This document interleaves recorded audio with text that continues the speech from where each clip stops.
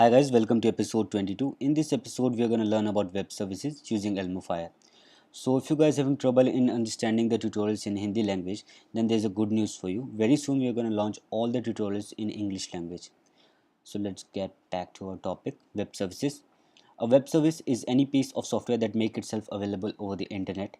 Okay, so this is the basic definition of web services, but in case of web services, I guess the basic definition is not enough to understand the whole concept of web services.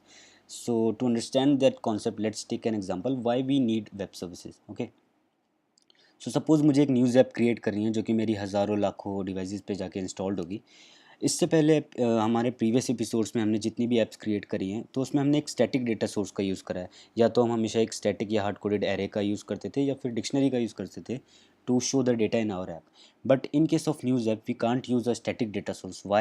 Because a news app needs to be updated time to time. Whenever the latest news comes up, my app needs to be updated. And app के update होने के लिए उसके data source का update होना ज़रूरी है. Okay, सो इस केस में हम कोई भी स्टैटिक डेटा सोर्स नहीं यूज़ कर सकते. So what we are gonna do, हम एक कॉमन डेटा सोर्स का यूज़ करेंगे. मेरी जितनी भी डिवाइसेस पे मेरी ऐप इंस्टॉल्ड होगी वो सारी डिवाइसेस उस कॉमन डेटा सोर्स से कनेक्टेड होंगी. And whenever the latest news comes up, तो मैं उस लेटेस्ट न्यूज़ को अपडेट करूँगा अपने कॉमन डेटा सोर्स में, एंड मेरी सारी ऐप्स ऑटोमेटिकली अपने आप अपडेट हो जाएंगी because they are connected to that common data source. Okay, so technically ये कॉमन डेटा सोर्स होता क्या है? ये कॉमन डेटा सोर्स होता है database at server and. Okay, so the admin of the app और you can say the owner of the app, वो इस डेटाबेस को, इस डेटा सोर्स को अपडेट कर सकता है. When ever the latest news comes up, तो वो उस न्यूज़ को इस डेटाबेस में ऐड करेगा और मेरी सारी ऐप्स इस डेटाबेस से कनेक्टेड होंगी, तो वो ऐप्स भी ऑटोमेटिकली अपडेट हो जाएंगी. Okay, so you can C admin of the app keeps on updating news eight server. Okay, so but अभी तक हमने ये नहीं देखा कि हमारी ऐप इस सर्वर एंड डेटाबेस से कैसे कनेक्ट करेगी. Okay, so what is the common factor between in these two? Okay, my app and database at server end, इन दोनों में कॉमन फैक्टर क्या है? इन दोनों में कॉमन फैक्टर ये है कि ये दोनों ही इंटरनेट को एक्सेस कर सकती हैं.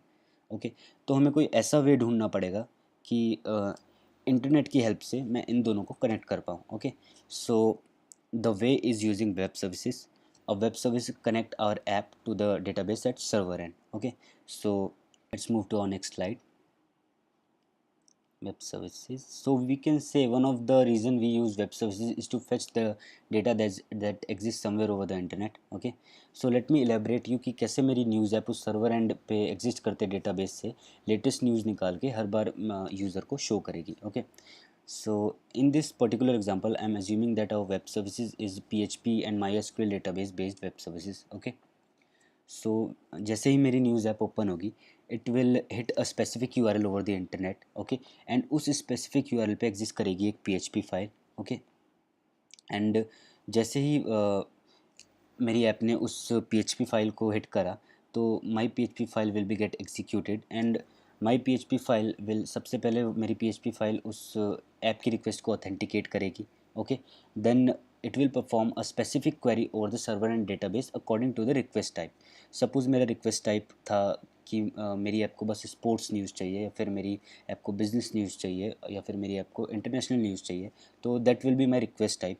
एंड उस रिक्वेस्ट टाइप के अकॉर्डिंग मेरी PHP फाइल मेरे सर्वर एंड डेटाबेस पे क्वेरी, स्पेसिफिक क्वेरी रन करेगी according to the request type. Okay, and then according to the query, my server and database will return results to the my PHP file. Okay, and then मेरी PHP file मेरी app को वो result return करेगी in the form of Jason format. Okay, then मेरी app उस Jason format में से data fetch करके अपने डिज़ाइंस के अकॉर्डिंग अपने यूज़र को न्यूज़ शो कर देगी. ओके, सो जब भी मेरी ऐप ओपन होगी तो वो ये सेम प्रोसीजर फॉलो होगा, एंड टाइम टू टाइम मेरा सर्वर एंड डेटाबेस अपडेट होता रहेगा, तो मेरी ऐप को हमेशा लेटेस्ट न्यूज़ मिलेगी. Okay, so this was the whole procedure of web services, how the web services work.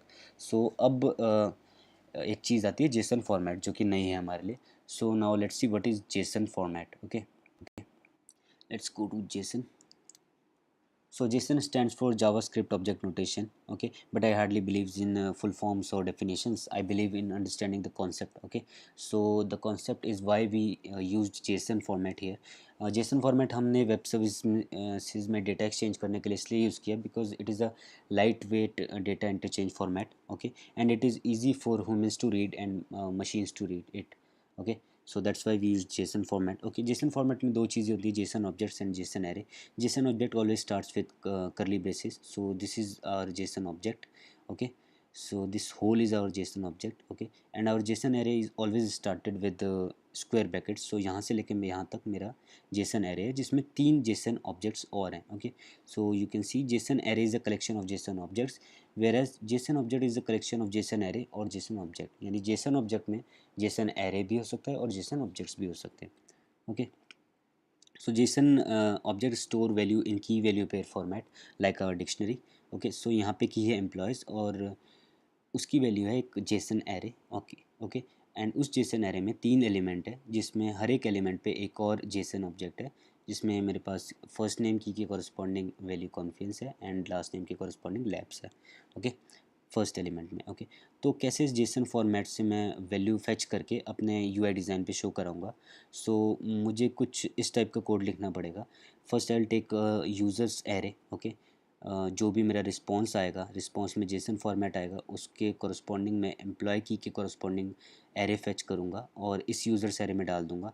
Then I will iterate that array in a for loop and one by one मैं उस array के first, suppose मेरे पास सबसे पहले ये for loop first element के लिए trait होगा तो मैं उस यूज़र एरे के फर्स्ट एलिमेंट से किस की के कॉरस्पॉन्डिंग वैल्यू फेच कर लूँगा, फर्स्ट नेम की के कॉरस्पॉन्डिंग वैल्यू फेच कर लूँगा एंड मेरे कंसोल में प्रिंट हो जाएगा first name is equal to confidence, okay. Similarly first element के लिए ही सेकेंड प्रिंट फंक्शन चलेगा जिसमें वो लास्ट नेम की कॉरस्पॉन्डिंग वैल्यू फेच करेगा जो कि है labs, okay. Similarly as you can see this employee array has 3 elements तो ये लूप 3 बार चलेगा एंड सिमिलरली मेरी वैल्यूज़ प्रिंट हो जाएंगी, ओके। सो ये तो था वेब सर्विसेज एंड जेसन का theoretical part, okay. So let's go to the practical part. Now we will use a web service and उस वेब सर्विस को पार्स करके हम डेटा फैच करेंगे एंड अपनी ऐप में शो करेंगे, okay. So let's start. So let's create a project, create a new project, single view application, episode 22, create on desktop. So as you can see my project is created. तो सबसे पहला step ये होगा कि I have to install ElmoFire library in my project, okay. तो first of all I have to close the project, then I'll open terminal open करके मैं सबसे पहले अपनी प्रोजेक्ट डायरेक्टरी में जाऊंगा,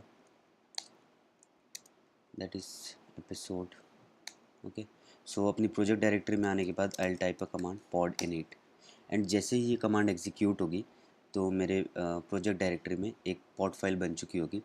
अब इस पॉड फाइल में मुझे एल्मोफायर पॉड फाइल का नेम ऐड करना है तो उसके लिए I will go to GitHub Alamofire and I will copy the pod name of Alamofire and ये नेम कॉपी करके मैं यहाँ अपने प्रोजेक्ट टारगेट्स के नीचे पेस्ट कर दूँगा and I will close the pod file. Same steps again, I'll again go to my terminal, again I'll go to my project directory, okay, and project directory में जाके अब मैं कमांड टाइप करूँगा pod install command से मेरे pod file में जिन भी pod file का नेम होगा वो pods इंस्टॉल हो जाएंगे, okay. As you can see pod installation are complete. मैं अपने प्रोजेक्ट डायरेक्टरी में जाऊँगा तो I can see the xcworkspace icon जो कि pods इंस्टॉल करने के बाद आता है, ओके। इसके थ्रू मैंने अपने प्रोजेक्ट ओपन करा, okay. So now you can see pods are installed, okay. अब now we'll go to, we have a website called JSON placeholder, okay.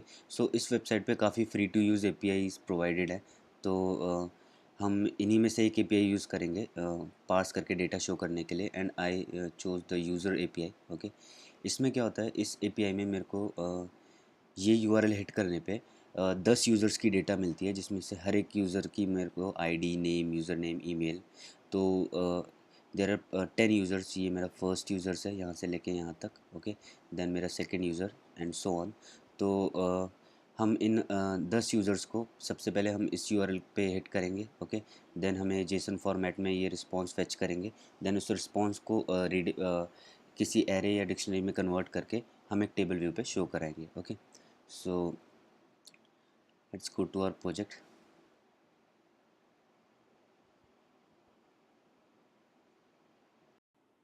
So this is our view control class. तो सबसे पहले हम view did load function में simply उस URL से data fetch करेंगे। Okay, तो सबसे पहले यूआरएल क्रिएट करते हैं। ओके, यूआरएल किस टाइप का होगा, एनएस यूआरएल। ओके, और इसमें हम यूआरएल पास करते हैं जिससे हमें डेटा फेच करना है। कॉपी किया, पेस्ट किया। Okay, then we will create the request. Okay, request किस टाइप की होगी, NS mutable request, argument name URL, और इसमें यूआरएल पास करें। जब भी हम कोई रिक्वेस्ट हेड करते हैं तो मेनली हमारे पास दो टाइप के H T T P methods होते हैं, one is get and another one is post. So जब भी हम हमारे करंट केस में क्या है, हमें कोई भी डेटा सर्वर पे पोस्ट नहीं करना है, इस यूआरएल पे पोस्ट नहीं करना है, हम सिंपली इस यूआरएल के थ्रू ये जेसन फॉर्मेट में ये वैल्यूज़ गेट कर रहे हैं। ओके, तो we will use get here. Okay, in case अगर हम कुछ पोस्ट कर रहे होते तो हम H T T P method post type का यूज़ करते हैं। Okay, in our case we will simply use get here. Okay, मैं यहाँ पे डिफ़ाइन करूँगा मेरे कंटेंट टाइप की वैल्यू। ओके, कि मेरा कंटेंट किस टाइप का होगा। My content type value will be simply application Jason. Okay, so now my request is created. Now I have to fire my request using Elmo Fire. Okay, so first of all I'll import Elmo Fire. सो मेरे case में directly import हो गई। कभी कभार क्या होता है, ये Elmo Fire इंपोर्ट नहीं होती, तो in that case we need to build our project first, then it will automatically take the import of Elmo Fire. Okay, so after writing import Elmo Fire. Okay, not automatically. so अब मैं Elmo Fire पे simply request fire करूँगा, जो request मैंने create करी है। Okay, so what I want, ये तो प्रोसीजर है रिक्वेस्ट फायर करने का। ओके, रिक्वेस्ट फायर करने के बाद मुझे एक रिस्पांस मिलेगा। ओके, सो उसके लिए मुझे यहाँ पे डॉट रिस्पॉन्स जेसन लगाना होगा। सो डॉट रिस्पॉन्स जेसन क्या करेगा, it will automatically call this block, this closure after the completion of this request. तो जैसे ही ये रिक्वेस्ट कंप्लीट होगी तो ये ब्लॉक ऑटोमेटिकली एग्जीक्यूट होगा due to the use of response JSON. Okay, so इसमें हम रिस्पॉन्स ग्रैब कर सकते हैं कि हमारी रिक्वेस्ट के बदले में सर्वर ने हमें क्या रिस्पॉन्स दिया है। Okay, response in. Okay, so now we can use switch case to detect कि हमारी रिक्वेस्ट सक्सेसफुली एग्जीक्यूट हो गई या फिर कुछ फेलियर हुआ है। Okay, so switch response dot result, जिसमें हमें दो केस मिलेंगे, एक तो सक्सेस का। ओके, जिसमें हम सक्सेस के केस में डेटा वेरिएबल में वैल्यू निकाल लेंगे। एक केस हमें मिलेगा फेलियर का, जिसमें हम एरर वेरिएबल में एरर निकाल लेंगे। ओके, तो सक्सेस के केस में what I'll do is I'll print something. Okay, successfully grabbed response, जहाँ पे मैं डेटा प्रिंट करा दूँगा। ओके, एंड फेलियर के केस में I'll print request failed with error, और यहाँ पे मैं एरर प्रिंट करा दूँगा, एरर। ओके, सो यहाँ पे आई गेस मेरा यूआरएल कंप्लीट नहीं है। complete URL is this.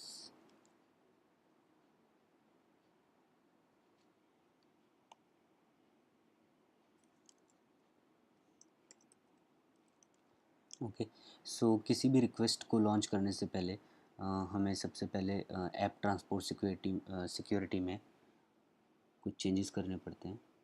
So what I will do is app transport security settings,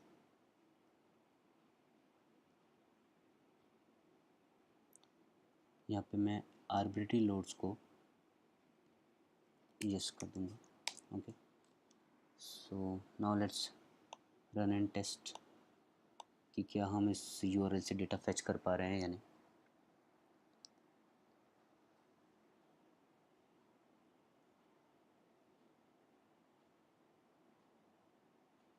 okay, so view did load पे ये फंक्शन कॉल हुआ. ओके, सॉरी, ये पीस ऑफ कोड एग्जीक्यूट हुआ view did load पे, and we finally give me a second. Okay, and we finally get the whole data successfully grabbed response, यानी success वाला case execute हुआ और ये सारा डेटा हमने सर्वर के एक यूआरएल से ग्रैब कर लिया. ओके, तो इस एपिसोड के लिए इतने. In our next episode what will do is कि हम इस डेटा को मॉडल क्लासेस में तोड़ के ऑर्गेनाइज करेंगे, एंड देन मॉडल क्लास का यूज़ करके हम एक टेबल व्यू क्रिएट करेंगे, एंड इस जेसन डेटा को रीड करने के लिए हम एक थर्ड पार्टी टूल का यूज़ करेंगे, that is Swiftie Jason, which is very popular among iOS developers, okay, to read the JSON data. Okay, so that's it for this episode. If you like our video, please subscribe our channel. Okay, so see you in the next one. Bye.